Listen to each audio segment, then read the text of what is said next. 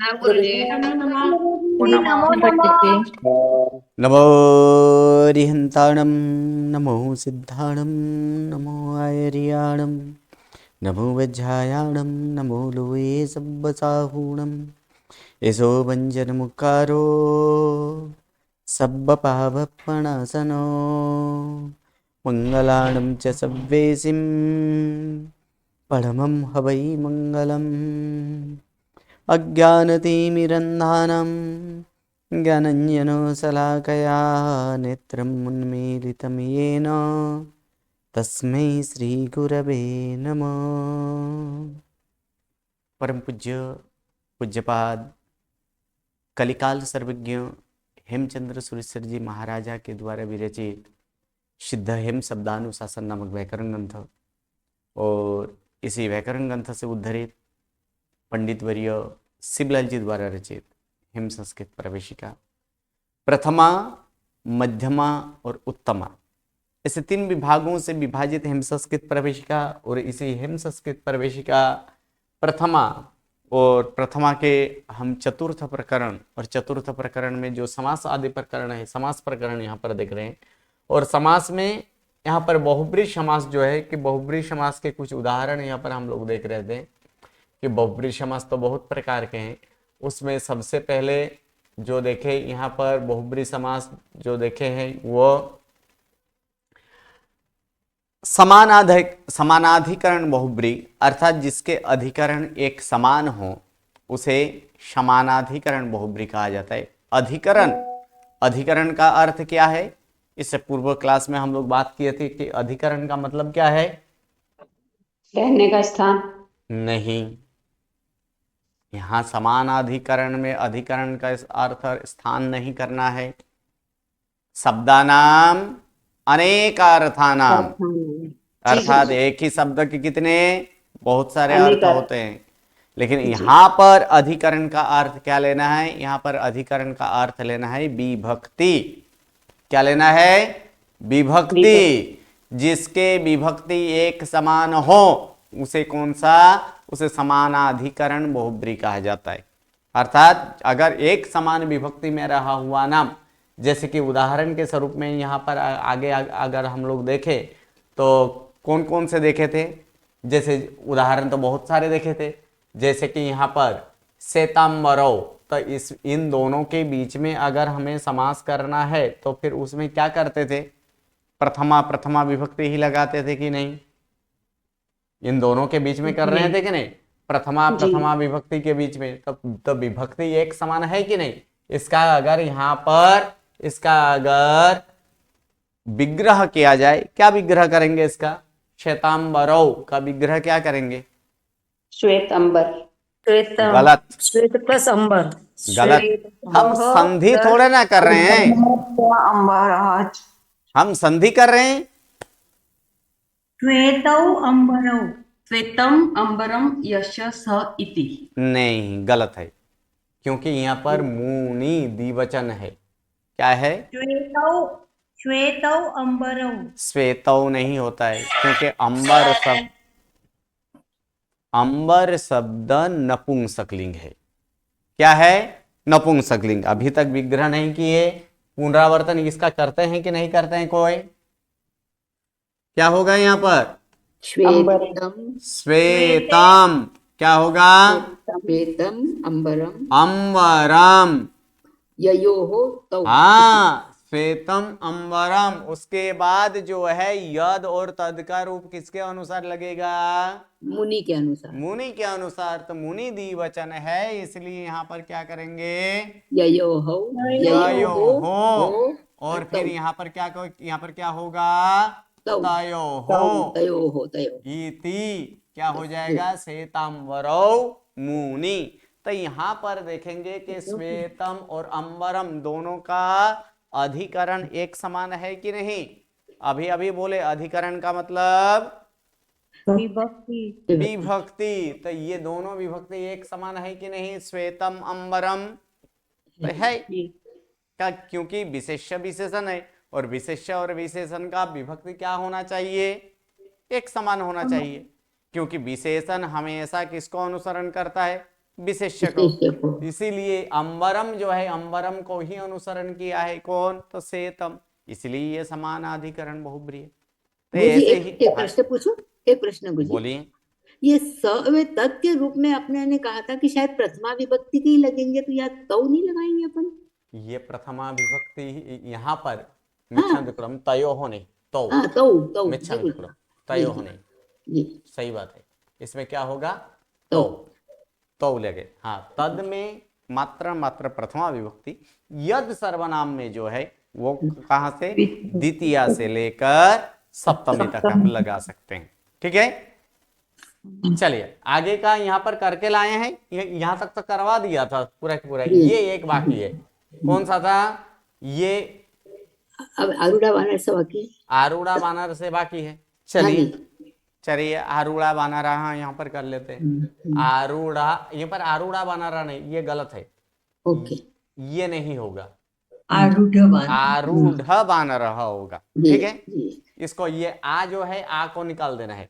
क्या करना है, आरूढ़ बानर, कैसा लेकिन बानर है, मूल शब्द लगता है ना गुरुजी, मूल शब्द ये हाँ कहा ना जी, अपन। मूल हाँ, शब्द, तो इसीलिए मूल शब्द तो आरूढ़ है ना, आरूढ़ आरूढ़ा तो मूल शब्द है नहीं। नहीं नहीं, आ प्लस रूह प्लस तख्त, क्या है, आ प्लस रूह प्लस तख्त यानी आरूढ़ होता है।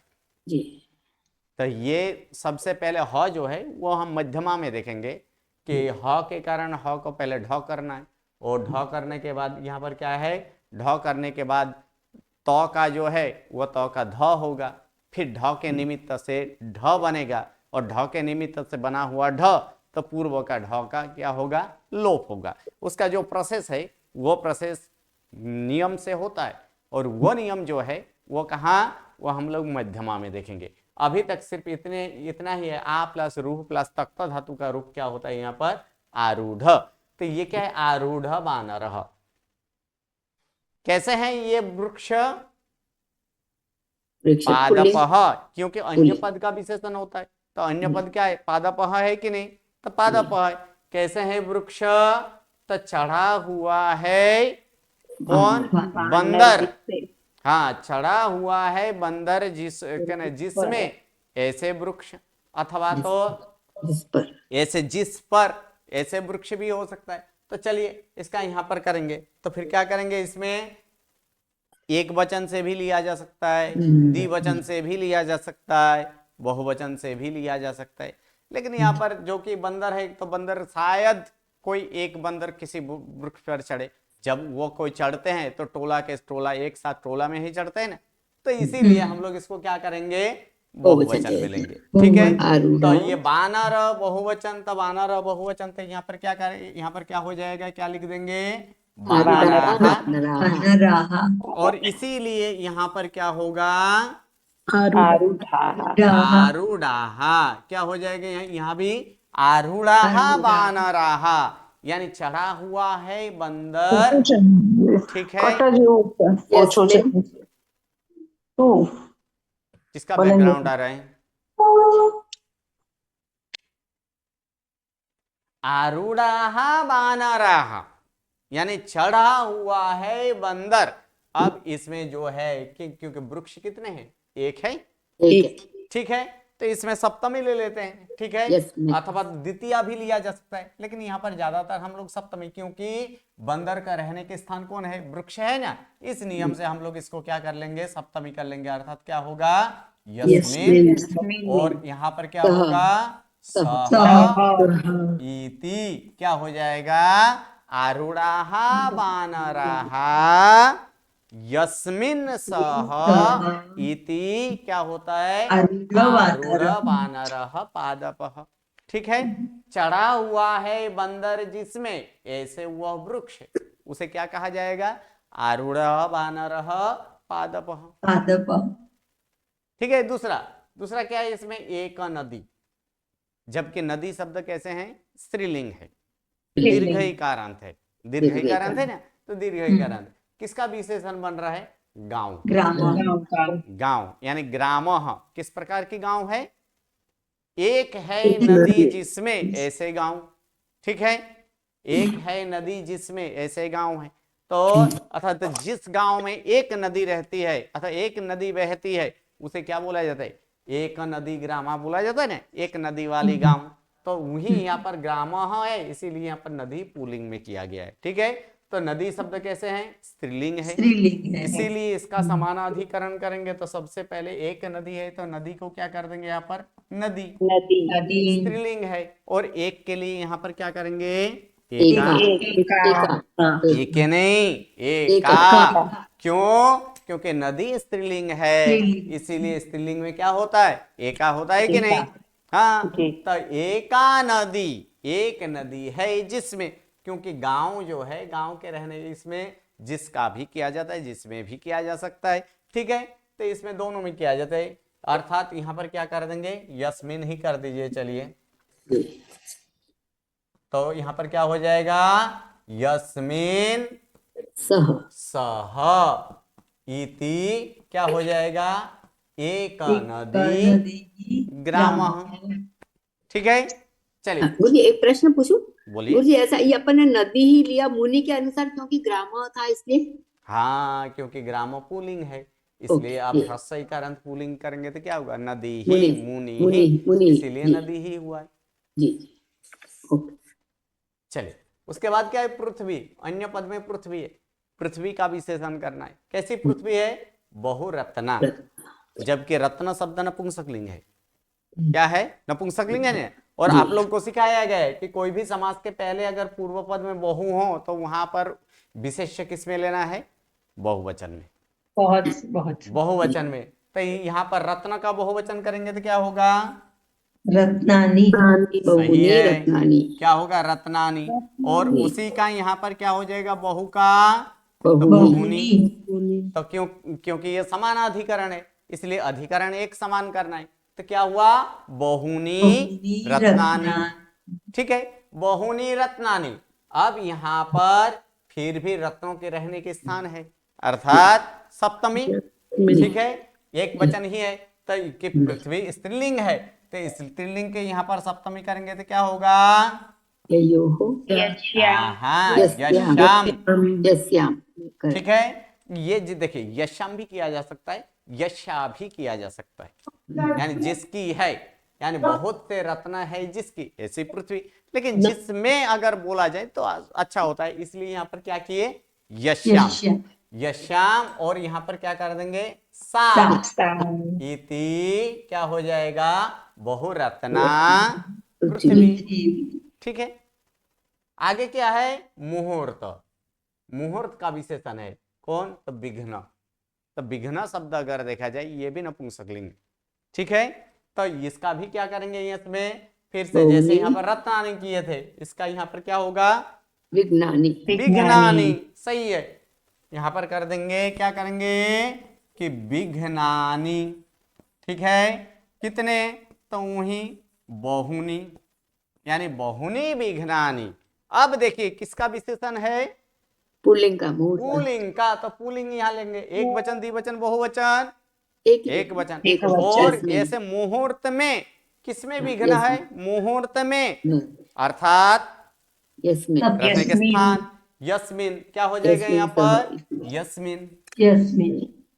यश्य भी किया जा सकता है, लेकिन यहाँ पर ज्यादातर हम लोग क्या करेंगे? यस्मिन, क्योंकि रहने के स्थान है इसलिए। ठीक है, यस्मिन, और पुल्लिंग है, इसलिए पुल्लिंग है तो यहाँ पर क्या होगा? सह इति क्या हो जाएगा? बहुविघ्न मुहूर्त।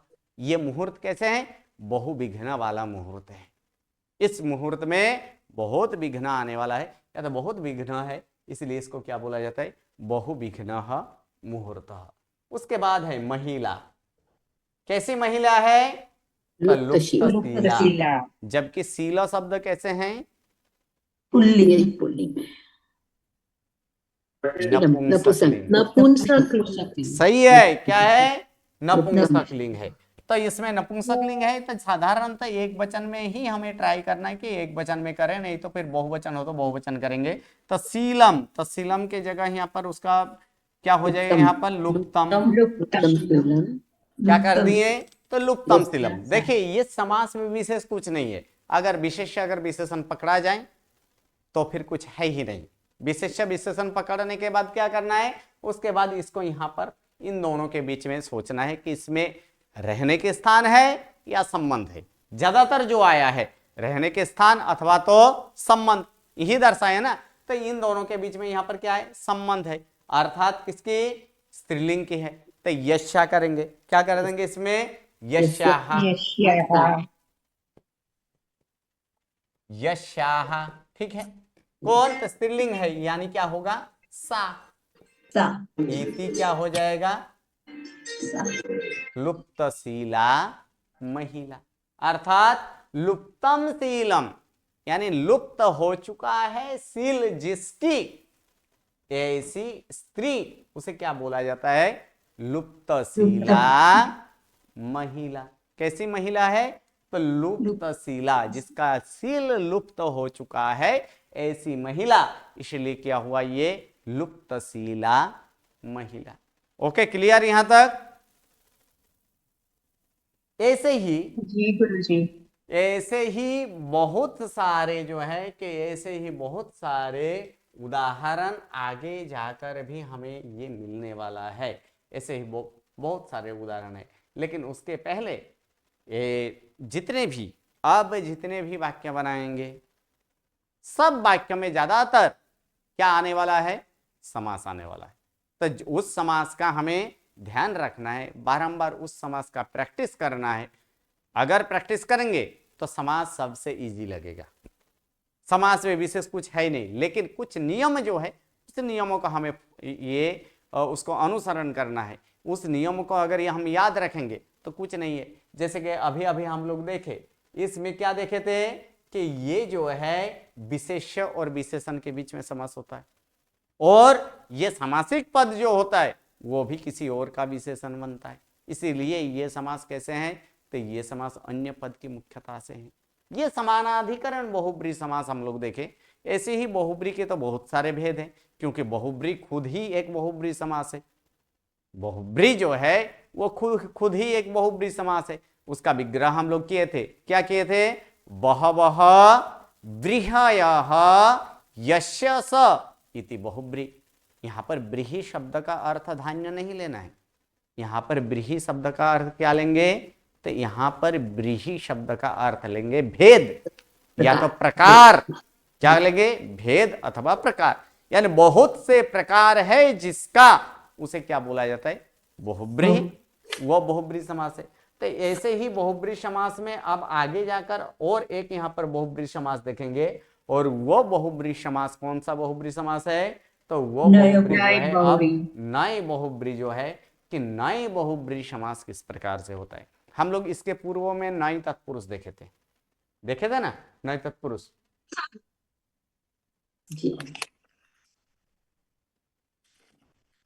तो इसके पूर्व में हम लोग नए तत्पुरुष समास देख चुके हैं। अब नए तत्पुरुष के बाद अब यहां पर नई बहुब्री देखेंगे, ठीक है, नए बहुब्री समास। तो लेकिन नए बहुब्री समास जो है एक ही समास का है। जैसे कर्मधारय करते थे ना, कर्मधारय एक समास के कितने विग्रह किए थे, 4 विग्रह होता था। कितने, 4 वहां पर विग्रह करते थे, किसमें, कर्मधारय समास में। अब नए बहुब्री समास में एक ही समास के 3 विग्रह करेंगे।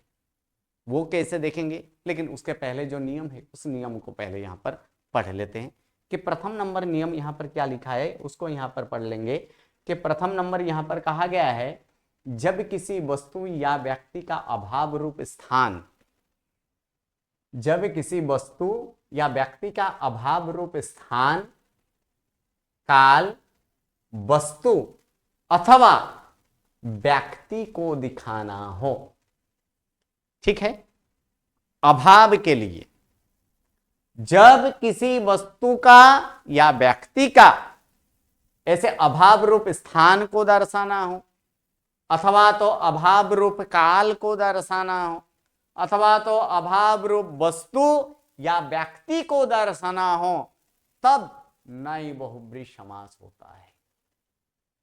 तब हम नई बहुब्री समास वहां पर होगा। जैसे कि यहां पर हम लोग बोलेंगे कि अनायकः, कौन सा समास हुआ, तो ये ग्रामः का विशेषण है। किसका विशेषण है, ग्रामः, गांव, ग्रामः किस प्रकार का गांव है? तो इसका यहां पर समासिक शब्द है कि अनायकः। तो अनायकः, यहां पर किसका अभाव दिखाई दे रहा है? नायक, नायक का अभाव दिखा रहा है। नायक का मतलब लीडर, लीडर, मनुष्य। सही है, कैप्टन, लीडर, मनुष्य का नहीं, उसमें जो नायक होता है, मुख्य होता है, उस मुख्य व्यक्ति, राजा, स्वामी, लीडर, तो उसे मुखिया, उसे क्या बोला जाता है? नायक बोला जाता है। जहां नायक का अभाव हो ऐसे ये गांव है। ठीक है, ये कैसे? अनायक ग्राम हो। ठीक है, ये गांव कैसे? अनायक ग्राम।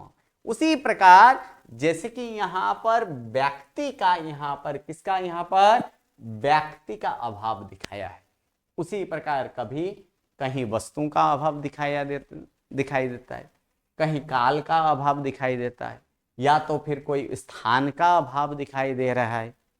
ठीक है, तो ऐसे इस प्रकार का अभाव को जब दर्शाना हो तब कौन सा समास होता है?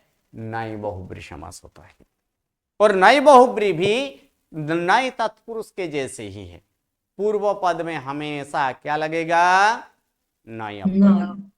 पूर्व पद में हमेशा क्या होता है? तो पूर्व पद में नई अव्यय ही होता है। और उत्तर पद में क्या होगा? तो उत्तर पद में जिसका अभाव दिखाना हो वो वस्तु होगा। यानी अभाव वाला स्थान हो सकता है, अभाव वाला काल हो सकता है, अभाव वाला वस्तु हो सकता है, या तो अभाव वाला व्यक्ति हो सकता है। ठीक है, पूर्व पद में तो हमेशा नए अव्यय, और उत्तर पद में जो है वो अभाव वाला स्थान वहां पर दिखाना है। जब समास करना है तो समास करेंगे तो वही जो नई तत्पुरुष में, जो तत्पुरुष में नियम देखे थे, वही नियम यहां भी लागू होगा। अगर उत्तर पद व्यंजनादि हो तो नई के जगह किसका आगम होगा? अ का आगम होगा। किसका आगम होगा? अ का आगम होगा। कब? अगर व्यंजन में उत्तर पद में अगर क्या हो? व्यंजन, व्यंजनादि उत्तर पद हो, जिसका आदि अथवा जिसका प्रारंभ व्यंजन से शुरू होता है, ऐसे अगर वो उत्तर पद में हो तो न के स्थान पर अ का आगम होता है। आगम का मतलब न के बदले क्या लिखा जाएगा? अ लिखा जाएगा। अगर उत्तर पद स्वरादि हो, किसका हो? स्वरादि हो। अगर उत्तर पद स्वरादि हो तो न के स्थान पर अन का आगम होता है, अन का आगम होता है। किसका? अन का आगम होता है। ठीक है, अब जैसे देखे थे उसी तरह, तो फिर यहां पर हम कह सकते हैं कि इसको ये अनायक को न नायक ऐसे भी कर सकते हैं कि नहीं? मीनिंग बदल जाएगा ना गुरुजी। न नायक, अगर यहाँ पर अनायक ग्रामः को इस ऐसे न नायक इति अनायक नहीं कर सकते? कर सकते हैं। नहीं कर सकते गुरुजी। देखो मीनिंग बदल अगर जाएगा। अगर ये अनायक शब्द अगर किसी का विशेषण बन रहा है तब नहीं कर सकते। ठीक है, और विशेषण बनेगा तब ही वह नए बहुब्री कहलाएगा। अगर विशेषण नहीं होगा तो फिर वो किस में आएगा? नए तत्पुरुष सिर्फ में। नाम में। वो किसमें? नए तत्पुरुष में आएगा ना, क्योंकि नई का दो देखे, एक नई बहुब्री, नई तत्पुरुष और नई बहुब्री। अगर वो यहां पर कोई विशेषण नहीं बन रहा है तो वो तत्पुरुष में आएगा। अगर सामासिक पद विशेषण बन रहा है, किसका विशेषण? अगर गांव का विशेषण बन रहा है, तब वहां पर तत्पुरुष नहीं कर सकते, तब वहां पर क्या क्या करना है? बहुब्री ही करना है। ठीक है, ये हमें ध्यान रखना है। अब नए बहुब्री बनाने के लिए कुछ नियम हमें याद रखना है। सामान्य नियम तो ये था कि व्यंजनादि उत्तर पद हो तो न के बदले अ का आगम, स्वरादि उत्तर पद हो तो न के बदले अन का आगम। ये तो पूर्वों में भी हम लोग सीख चुके हैं। अब जो है इसमें कैसे बनाया जा सकता है, इसका विग्रह कितने तरह से किया जा सकता है। जैसे कि यहां पर हम लोग कर्मधारय समास देखे थे, एक ही समास के कितने कितने विग्रह करते थे? चार। चार विग्रह वहां पर होता था। उसी प्रकार यहां पर तीन विग्रह करेंगे। प्रथम नंबर कुछ नहीं करना है, न प्लस अस धातु का रूप। अस धातु का रूप याद है ना? हाँ अस धातु जो है, और उसमें भी अन्य पद को याद रखना है और किसी को नहीं याद रखना है। अन्य पद, तो अन्य पद एक वचन क्या होता है अस धातु का? अस्ति, सही है। द्विवचने स्तः और बहुवचने संति। ये याद रह जाएगा कि नहीं? रह जाएगा। रह जाएगा, ठीक है। अब एक चौथा गण का एक धातु है विद धातु। कौन सा धातु? With with. धातु। तो विद धातु का भी अन्य पुरुष का ही रूप याद रखना है, और विद धातु आत्मनेपदी है। कैसे है? आत्मनेपदी। तो अन्य पुरुष एक वचने क्या होगा?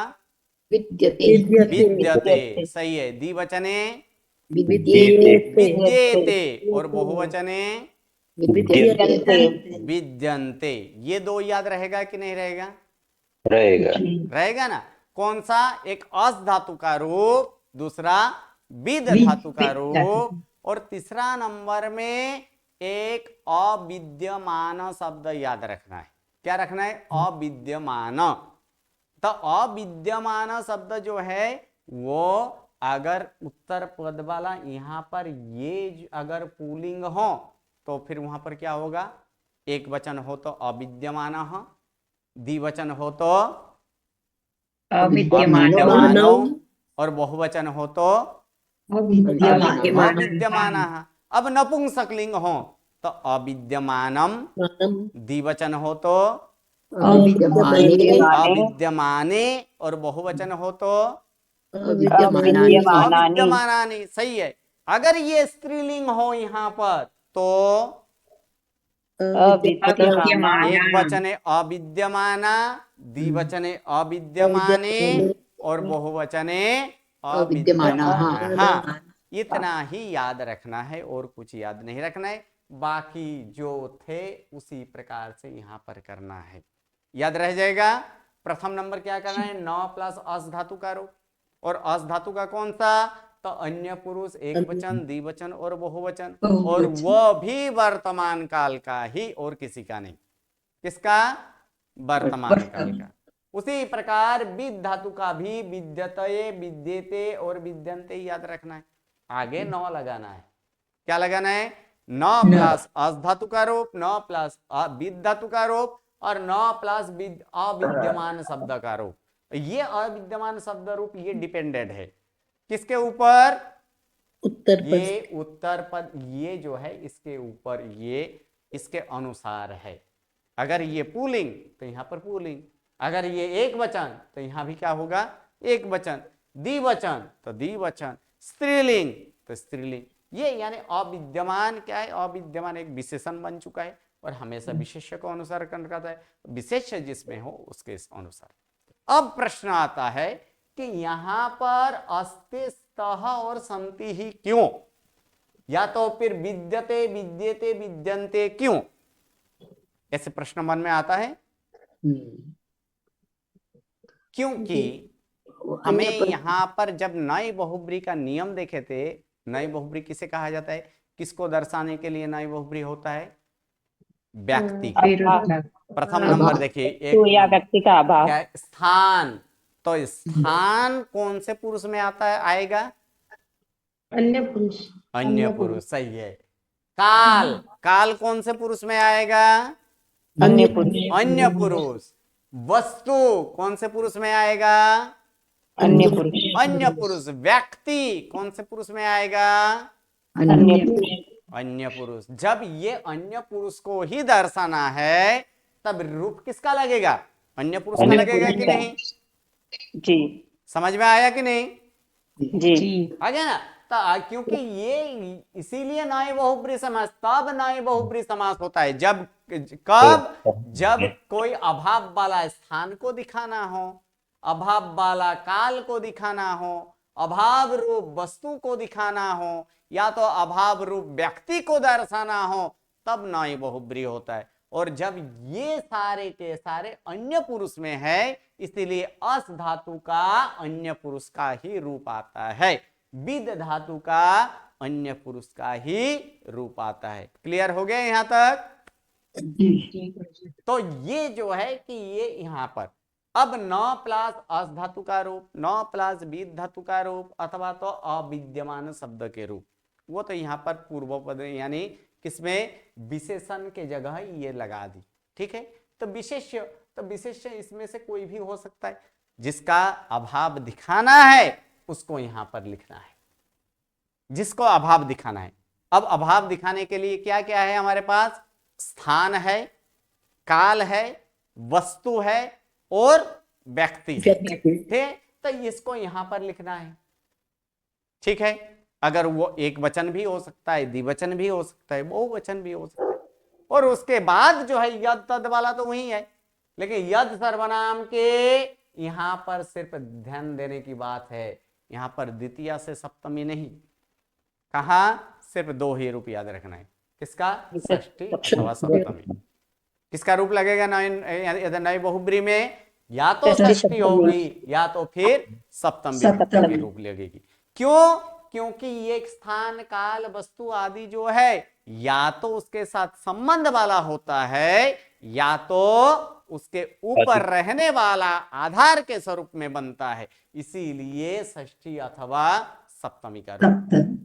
ठीक है, और तद का तो यह तो प्रथमा का ही रूप होता है, इसमें तो कोई चेंजेस नहीं है, वो प्रथमा के ही रूप है। किसके अनुसार? तो अन्य पद जो विशेष्य है उसके अनुसार ही होता है। ठीक है, अब उदाहरण, एक दो उदाहरण देख लें। यहां तक क्लियर कि नहीं सभी को?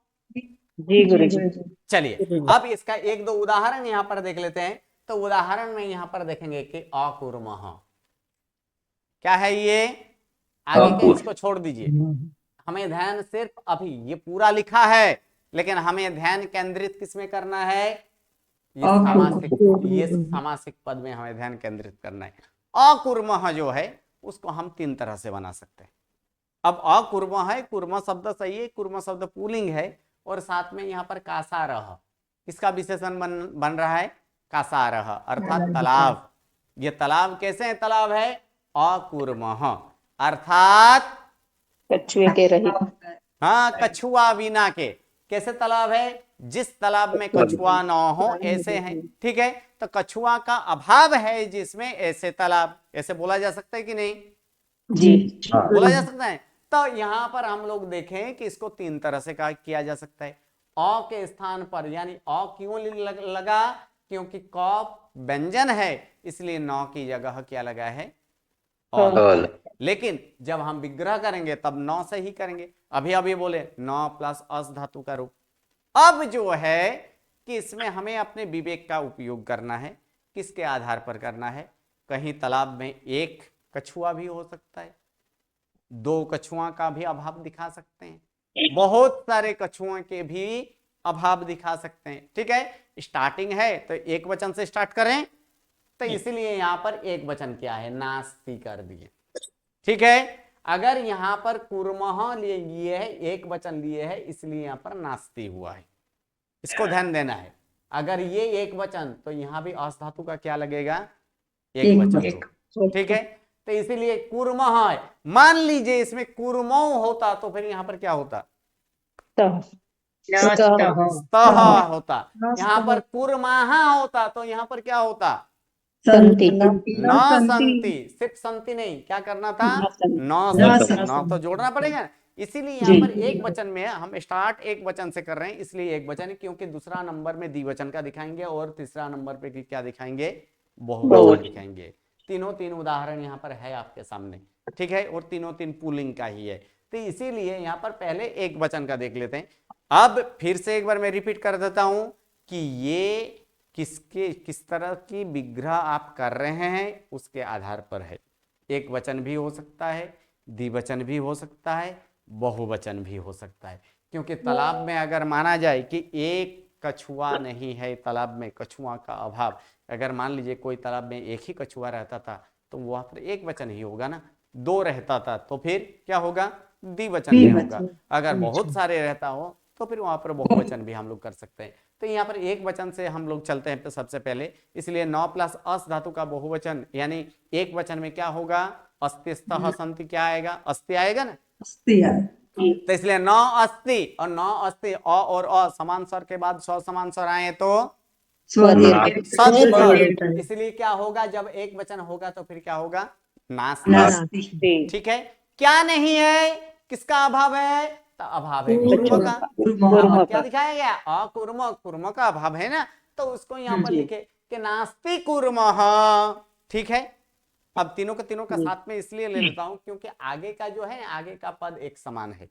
ठीक है, अब दूसरा में क्या करेंगे, यहाँ पर कुर्म एक है तो विद धातु का क्या होगा, आत्मनिपदी है, अभी अभी बोला, तो फिर क्या होगा, विद्यते होगा कि नहीं।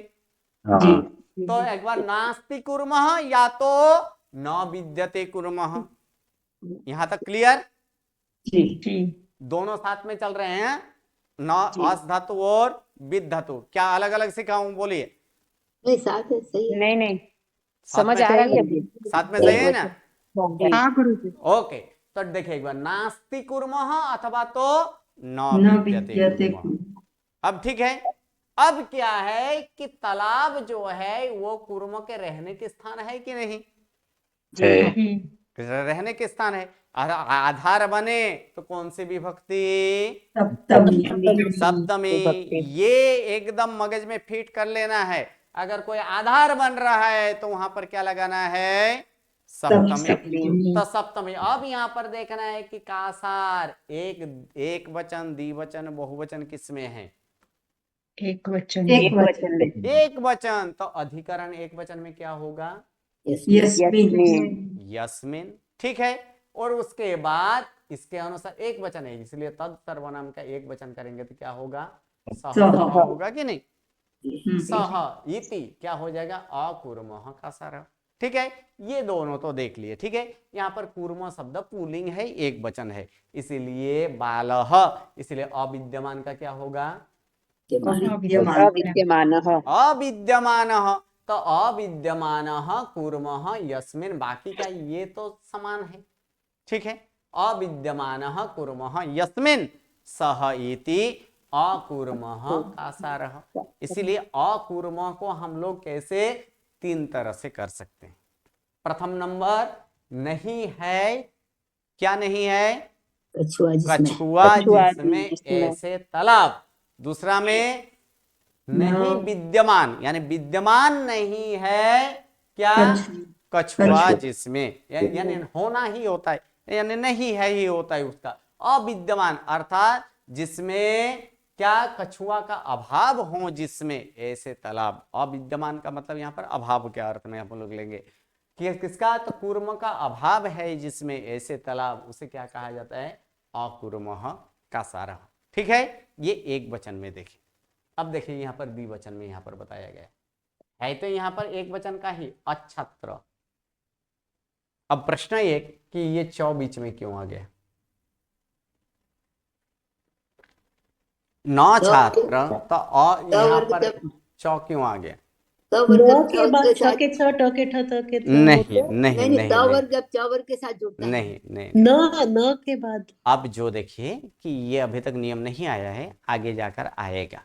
क्या है कि एक नियम है कि स्वर के बाद अगर छ आए ना, तो फिर छ क्या होता है, तो छ का द्वित्व होता है, छ डबल हो जाता है। जैसे कि यहाँ पर अ है, अ प्लस क्या आया था, छात्र। तो अ क्या है, स्वर है कि नहीं, स्वर के बाद छ आया, इसीलिए क्या हो जाएगा, छ का डबल होगा। तो छ का यहाँ पर डबल करेंगे तो यानी क्या हो जाएगा, आधा छ, फिर यहाँ पर क्या हो जाएगा, छात्र। और फिर एक नियम वहां पर आया है, कौन सा नियम, कि आघोष के पहले अगर कोई धुट व्यंजन हो तो उसी वर्ग का उसका पहला व्यंजन। तो छ का पहला व्यंजन क्या होता है, छ होता है कि नहीं, इसीलिए यहाँ पर क्या बना है, अछत्र। दूसरा इसका उदाहरण हम लोग मध्यमा में देखेंगे, वो इस प्रकार से है, तरु प्लस छाया। तो उसका क्या होता था, तरुच्छाया। वहां पर छ और छ आया था ना, तो ये क्या, स्वर के बाद छ आए तो छ द्वित्व होता है, द्वित्व का मतलब डबल होता है। उस नियम से यहाँ पर अ के बाद छ आया है, इसलिए क्या हुआ है, डबल है। कोई ऐसे नहीं समझे कि ये तो क्या है, ये तो यहां पर देखा जाए तो ऐसे यहां पर आ गया कि अछत्र, ये तो मिस प्रिंटिंग लग रहा है, कहीं ये शब्द आया ही नहीं, छात्र शब्द है, अछत्र कैसे आ गया? या तो कोई अथ छात्र ऐसे समझे, फिर तो का तालवश करे कि तो का चौ कर दे, तो अथ छात्र का अथ का अर्थ क्या करेंगे फिर? प्रश्न है ना, इसलिए अथ नहीं है, क्या है? अछात्र ही है। अछात्र को ही क्या बोला जाता है? अछात्र। नियम से बना है, कौन सा? स्वर के बाद छ आए तो छ दित्त होता है, इसलिए अछात्र। कैसे है यहाँ पर मार्ग? कैसे मार्ग है? छात्र बिना के मार्ग है, अर्थात छात्र का अभाव है जिसमें, ऐसे मार्ग है। ठीक है, तो अब इसको हम एक वचन, द्विवचन, बहुवचन, वो हमारे ऊपर स्वतंत्र है कि हमें क्या दिखाना है। ठीक है, तो यहाँ पर हम लोग एक वचन को देख लिए थे, इसलिए हम यहाँ पर क्या बताएंगे? दो छात्र नहीं है जिसमें ऐसे मार्ग। ठीक है ना, द्विवचन दिखाना है, इसलिए ये उदाहरण के लिए है, वो तो आपके ऊपर अनुसार है कि किस प्रकार से आप इसको विग्रह करेंगे। एक वचन में भी कर सकते हैं, द्विवचन में भी कर सकते हैं, बहुवचन में भी कर सकते हैं। ठीक है, तो यहाँ पर हम द्विवचन में देखेंगे। तो द्विवचन जब यहाँ पर देखे, कूर्म एक वचन था, यहाँ पर द्विवचन करेंगे तो क्या होगा? छात्रों। ठीक है, अगर छात्रों होगा तो अस धातु का रूप क्या आएगा? स्तः आएगा ना, तो न स्तः, या तो फिर विद धातु का करेंगे तो विद्येते, क्या आएगा? विद्येते आएगा ना, तो न विद्येते। ठीक है, अगर अविद्यमान शब्द किया जाए तो ये छात्रों है, बालो, उसी प्रकार यहाँ पर क्या होगा? अविद्यमानो।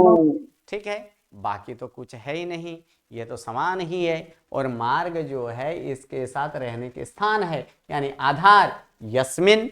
ठीक है, और यहां पर क्या होगा? सह इति, और कुछ नहीं है इसमें। क्लियर? और उसी प्रकार यहाँ पर बहुवचन में हम लोग देखेंगे सिद्ध। कैसे सिद्ध है? देह बिना के सिद्ध। सिद्ध कैसे होते हैं? सिद्ध भगवान के शरीर है, शरीर नहीं है ना, यानी शरीर के अभाव है जिसमें। कितने शरीर के? तो शरीर 5 है, इसलिए इसको हम लोग बहुवचन में ले लेते हैं। ठीक है, तो बहुवचन में लेंगे तो फिर क्या होगा? न संति देहा, क्योंकि देह शब्द पुल्लिंग में है, उसमें पुल्लिंग में है, इसीलिए इसको क्या कर दें। लेकिन शरीर शब्द लें तब वहां पर शरीर शब्द नपुंसकलिंग है। देह शब्द कैसे है? तो देह शब्द पुल्लिंग है, इसलिए यहाँ पर क्या किए? न संति देहा, वो अथवा तो न विद्यन्ते देहा, अथवा तो अविद्यमानः देहाः। फिर यश, क्योंकि इसके साथ ये संबंध है, क्योंकि शरीर के साथ संबंध है ना, तो शरीर के साथ संबंध वाला है, इसीलिए यस्य सह इति अदेहः सिद्धः। ठीक है, ये तीनों तीन हम लोग पुल्लिंग में किए थे, एक वचन, द्विवचन, बहुवचन में किए। ठीक है, उसी प्रकार ऐसे नपुंसकलिंग में भी हो सकता है। ठीक है, ये भी जो है कि ये भी पुल्लिंग में है, और इसका क्या है? यहाँ पर देखेंगे धन शब्द, तो धन शब्द नपुंसकलिंग है, तो इसका हम लोग नपुंसकलिंग, लेकिन पुल्लिंग का यहाँ पर विशेषण दिए हैं कि क्या? न अस्ति धनम, यानी नास्ति धनम येषां ते, क्योंकि इसमें बहुवचन है, जनाहा बहुवचन है ना, तो येषां ते, इसलिए क्या किए? इसमें येषां किए, येषां, और इसीलिए यहाँ पर क्या होगा? ते। यशः के साथ, यश के साथ स होता है, यस्मिन के साथ स होता है, लेकिन यहाँ पर येषां हो, येषु हो, तो उस जगह पे यहाँ पे क्या होगा? बहुवचन होगा। ये सामते अधनाहा जनाहा। कैसे मनुष्य है? जिसके पास धन न हो ऐसे मनुष्य, अधनाहा जनाहा। ठीक है, बाकी क्या आपके वहां पर देख क्या आइएगा, क्योंकि नए बहुब्री में और कुछ नहीं है, यहाँ पर इतना ही है।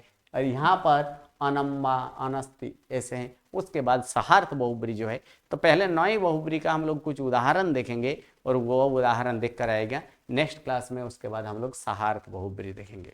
ओके, चलिए, नमो नमो, प्रणाम।